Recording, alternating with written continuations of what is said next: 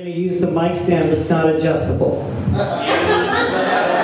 You get what you pay for. You know how I talk about the Seattle 500, the same 500 people passing around the same $500, right? Yeah! I'm proud to announce I'm holding negative 375 of those dollars right now, so if anybody wants to have performance and get some bodies out, you just let me know. I love you guys. Thanks so much for coming out. So many familiar faces. I am super excited. You know, a lot of people were asking me, you know, how did I get Derek to come be the closer on the show? And the answer, of course, was he called me looking for a favor. And after he pulled his pants up, I asked him if he wanted to do the show. And when he said yes, then I agreed to fix his WordPress, which was the favor that he really wanted from me.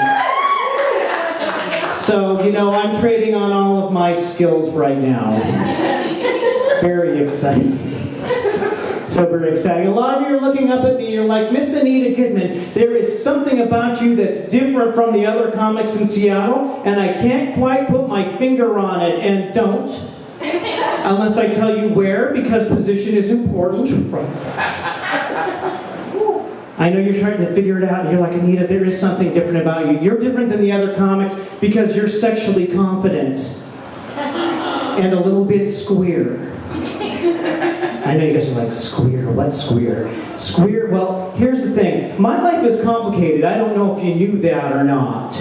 And so I like ladies, and so I guess I'm straight, but I also like ladies, and I guess that makes me kind of queer. So rather than explain it to everybody, I decided I would just mush them together and call that being square, and I want to put that at the end of the alphabet soup. LGBTQIA, for square. And if I tried to say that all in one word, it would sound like a penis drug, I think. I ask queer. Tipis I ask queer. Wait. Sometimes I write jokes and I don't even know it. It's so good. So, you know, guys, I have a girlfriend now, but, you know, for a while I was on OkCupid. And the reason I was on OkCupid was because I have another show called The Anita Goodmann Experience. Maybe you guys have seen that. And thank you. And we had a little plot where my friend Miss Cassie O'Hara, who I'm sure will arrive here sooner or later, she'll get here just like the regular show. So Miss Cassie O'Hara had to put together, she wanted me to find a date for Valentine's Day, and so she put together an OkCupid account on my behalf, secretly. And out of that secret OkCupid, once I got done, and I built it right under this idea that Cassie made it, and once I got done answering the 99 bazillion questions to match me with people, I'm like, fuck it, I'm leaving this thing up. So I put 3 nice pictures of myself from here up, and then I put a list of all the red flags and reasons why you shouldn't date me. And you think that would defer, or that would get people to leave me alone. It would make them defer from trying to date me, but no. Instead, my email box started to fill up. Now, bear in mind, as Tim, I had an OkCupid account, and I never got jack shit on that account. But the minute that I had a pretty face on there, my email was full of penises and come-ons. And a little bit of shaming from the guys who thought they'd clue me in that they knew that I was a man in case I didn't know.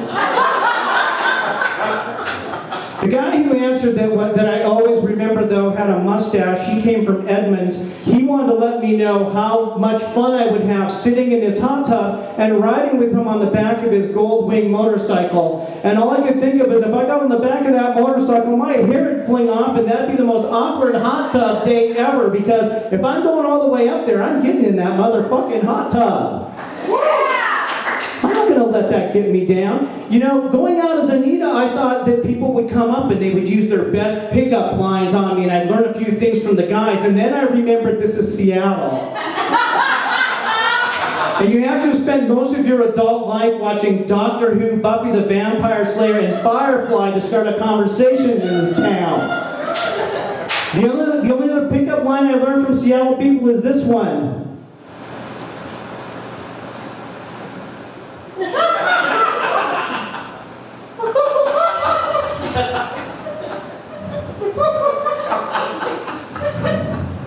We're shy. I think that we're shy. On OK Cupid, because, sometimes I don't, it's hard to know me. I don't even know myself sometimes. I surprise myself with the things I learn. I'm on OK Cupid, and I started to date people who were polyamorous, because how could you not? In Seattle, right? There's so many people who are polyamorous, and some of you might be polyamorous, and really, that's okay if you are. I know a lot of people want to keep it secret, just like their cocaine use in this town. If this was polyamory, I'd be in someone's apartment at 2:20 in the morning, and they'd be like, "Hey, do you want to date my wife?" I'd be like, "No, I don't really do it." "Oh, me neither. I almost never do it. I just thought I'd bring it up right now." I'd be like, "Oh, well, maybe I will fuck your wife. I thought you said that you weren't polyamorous." I think that polyamory is tough because it requires something that not everyone can do, because you have to be a machine to make two parallel lines that are perfect, because I found out that polyamory is really just parallel monogamy. And the two lines are like this, and they're inevitably going to touch, like positive and negative relationship energy. And when they collide, it's going to explode and cause the inevitable heat death of your sexual relationship. And there's a group of Christians that call that the second law of sexual thermodynamics, and they think it's proof of the existence of God. I was out on Facebook. I don't go on Facebook that much anymore, guys, and I think for pretty obvious reasons, because people are always asking me to fill out these surveys. And they always want me to be part of these polls and these quizzes, but I know they just want to find out who all my friends are and market Candy Crush to them. So I say no. But finally one came up, and I'm like, this is too intriguing. It was, what is your spirit animal? Yeah. And so does anybody here have a spirit animal they already know? What's your spirit animal, Laurel? I think it's a dolphin. You think yours is a dolphin. I'm going to use the same algorithm that these guys used on Facebook. I think that your spirit animal is an owl, and your spirit animal is a cigarette butt, and your spirit animal is Oscar the Grouch, and your spirit animal is Andy Griffith on Matlock.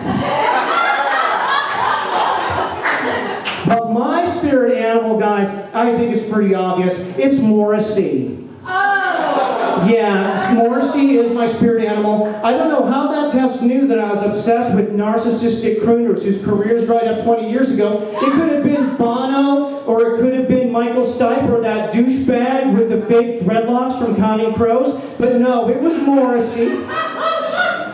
I don't know how that quiz knew that since 1995, I've seen Morrissey 7 times, and I was only bored 6 of those times.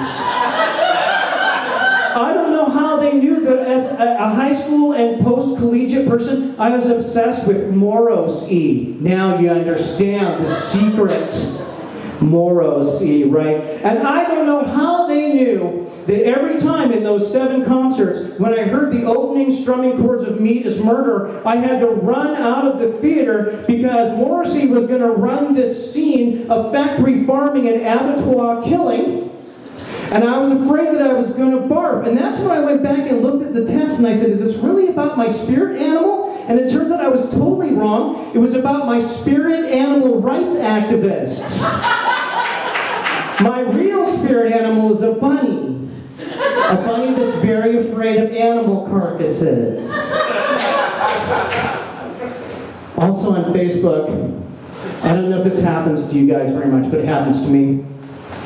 I find it really annoying that I keep seeing the same people with the same politics filling up my feed with their annoying, complaining, scary, wrong-headed bullshit. And everyone says, why don't you get rid of all these right-wingers off of your news feed? And I'm like, they're long gone. I'm talking about Seattle people. Because we know as Seattle people, I'm one too, you guys can all admit it, we are bitchy, we are passive-aggressive, we're obsessed with nerd culture, we're completely wrong about our foodie scene here in our uptight white utopia, and we're xenophobes.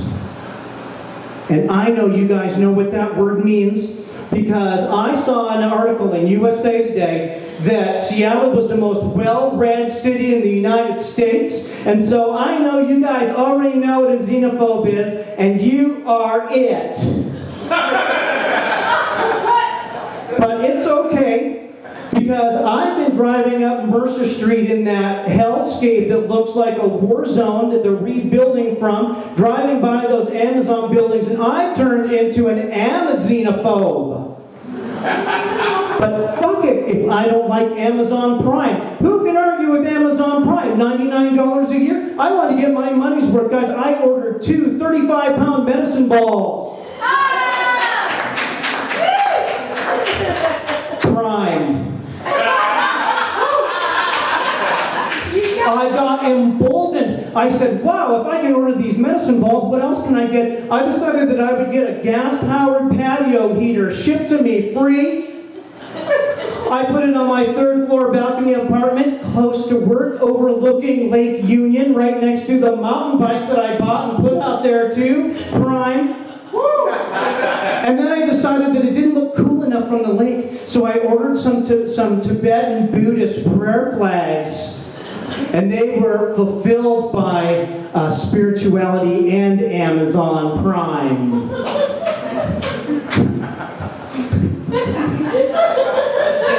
It'd be less funny if it wasn't so true.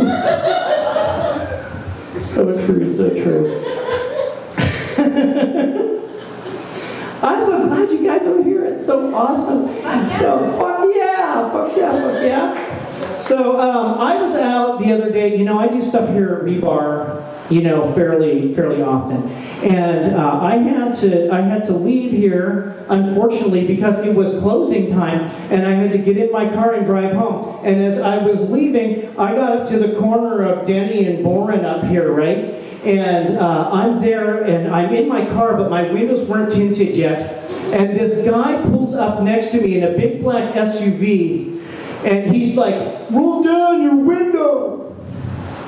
And I'm like, no, I'm not going to roll down my window. He's like, roll down your fucking window. I'm like, no, I'm not going to roll down the window. Now, you know what? I've lived in this city for like 20 or more, I don't know, I hate to say it, more than 1 decade I've lived here. And on that, I have been at that intersection at night when there have been ladies of the evening walking by in their skirts that are higher than mine. You know, but you know, what I didn't realize about being a prostitute is all you have to do is look like a female in your late model Subaru waiting at a red light at 1:30 in the morning to find out you're a hooker too. So the light turns green, and I turn away. And this guy was going to go straight, but now he's decided he's going to follow me because I told him no. So I have an SUV behind me missing one headlight. That's some class. I've never been so scared of this guy. He was dressed in a red shirt and a black vest. I've never been so scared of a hotel concierge in my life. I didn't know what I was going to do. I get down to I'm going down the hill, and I'm like, oh man, this guy's like, am I going to have to do some evasive maneuvers? What's going to happen, right? And he gets down behind me, and then he pulls over to the side, and he's like, roll down your window. So I'm like, I don't know, maybe there's something wrong with my car. Maybe I should roll down the window. So I roll it down about this much, and the guy just says, hey, I just want to know, do you like Buffy the Vampire Slayer? And I said, no, not really. He's like, well then fuck you. He pulls away right in front of me. I was in absolute shock. I thought, here's a guy who's in the hospitality industry, but I think that asshole wanted to find out what it was like to be in the hostility industry. Because we all know that being super hostile to somebody is a great way to convince them to go to bed with you. Maybe he'll look me up on the internet and he'll find this article I wrote on my blog called How Not to Be a Loser That Yells at People and Tries to Get Sex from a Car Like a 15-and-a-half-year-old. Guys, thank you. I'm so pleased to host this show tonight.